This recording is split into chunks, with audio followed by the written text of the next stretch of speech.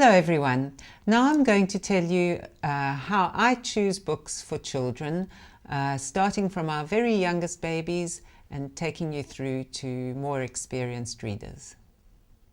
So when you want to choose some books for a group of children, say a group of 3 to 5-year-olds or 3 to 6-year-olds in your reading club, well, there are lots of ways to do it. The one thing is that little children obviously love brightly illustrated stories. So you do want to get ones that have got good illustrations. The Little Red Hen here is a favorite. These pictures of the Little Red Hen, even if the children can't understand the story fully, if they're even smaller, for example, you can be showing them the Little Red Hen. You can be pointing to what she's doing. Here's the Little Red Hen. Look, what do you think she's doing? She's sweeping her path. And so brightly illustrated books are great for little children also because as they're starting to learn to read, they make the connection between the illustrations and the words. And often the illustrations help them with the words. But of course, when you're reading with little children, what you really want to do is just draw them into the story so that they use the pictures to imagine the story as you're reading to them. Then with very, very tiny children or babies and toddlers, the sturdy little board books are obviously best because they last well. Now, this is a problem in South Africa because they're very few, but we do have some, and we do have some in all 11 languages. So again, it's a matter of knowing what's out there and then asking for them. Here's a little book called That's Better. It helps children to deal with their feelings. So also sometimes you know that your child is maybe not keen to go to creche or something. Then you look for books which might deal with the feelings that your child is experiencing, and the book, going through the book with them, can help them to work through how they're feeling and to come out the other side. Okay, and then for slightly older children who are already, you know, they're used to stories and they're used to books, so they can concentrate for a good long period of time.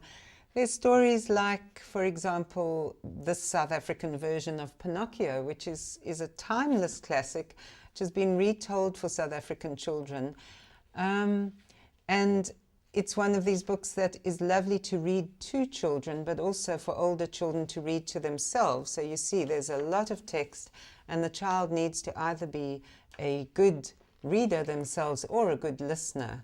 Sometimes very little children can listen very well if they're grabbed by the story, but generally this would be a story for a slightly older child, as with a collection like this one in the Never-Ending Wood, where you've got a mixture of classics from all around the world, so including African stories, stories from countries all over the world, and you've only got a little picture on one page, and then you have a lovely big illustration which can really set your child dreaming and imagining while you read to them.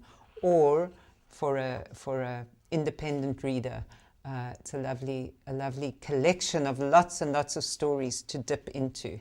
For older children and teenagers who haven't had much to read in their lives, and particularly in their languages, and who struggle to read, there are lovely stories now which are available in many languages, like The Magic Fish, retold in a way that it deals with issues that they will find interesting. Instead of the fisherman and the wife, there's a fisherman and his brother, and he lives somewhere in Africa. And then the theme of the story takes you into politics and issues of greed and corruption even, particularly greed. And it's a really great book to read with teenagers who will want to discuss the issues that the story raises. There are others like that. The Happy Prince is an example. In fact, The Happy Prince is one of those timeless stories that can be read to everyone. And one of the things that we can do is read aloud to a mixed age group of children, knowing that the very littlest children will get something out of it. They might not understand it all, but it's a bit like being washed over with this advanced language that is happening in a really meaningful context. So, for example, "I have a golden bedroom," he said softly to himself as he looked round. Just as he was putting his head under his wing to sleep, a large drop of water fell on him. "What a curious thing," he cried. "There's not a single cloud in the sky. The stars are quite clear and bright, but it's raining." So a little 3-year-old obviously wouldn't appreciate all of that, but they would get something out of it, while older children would definitely be able to read for themselves, especially when it's in their own languages.